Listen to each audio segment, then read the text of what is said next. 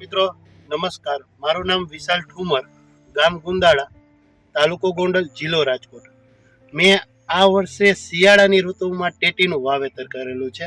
આમ જોઈ તો ટેટી છે એ ઉનાળાના પાક છે, પણ છતાં પણ સમયની વિરુદ્ધમાં મેં ટેટીનું વાવેતર કર્યું હતું.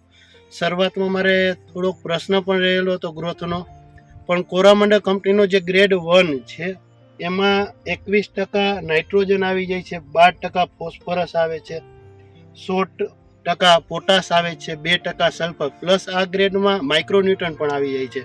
હવે ટેટી અને તરબૂચના પાક એવા છે કે જેને ખાતરથી ભરપૂર રાખવા પડે છે, એટલે જો આ ગ્રેડ ઉપયોગ કરી તો એની સાઈડમાં આપણે બીજા કોઈ ગ્રેડ ફેરવવા નથી પડતા. એક આપણે વધારે કેલ્શિયમ અને બોરોન આપવું પડે છે, એ સિવાય બીજી જરૂર નથી પડતી. શરૂઆતમાં 50 દિવસ લગી, 50 દિવસ બાદ મેં મારો અત્યારે જે પાક છે 50 દિવસનો તો થયેલો છે, મેં ગ્રેડ 1નો ઉપયોગ કર્યો છે. હવે મારે ફળ થઈ ગયા છે અને ત્યારબાદ હવે હું ગ્રેડ 2નો ઉપયોગ કરવાનો છું.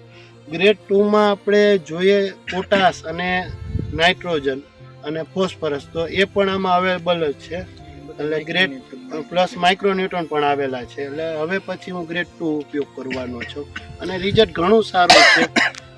જે બીજા ફર્ટિલાઇઝર વાપરી છે 19 એમાં જે કલર આવે છે એમના કરતાં આમાં ગ્રીનરી પણ વધી જાય છે અને એકદમ તંદુરસ્ત પાક લાગે છે. તમે જોઈ શકો છો ફિલ્ડ.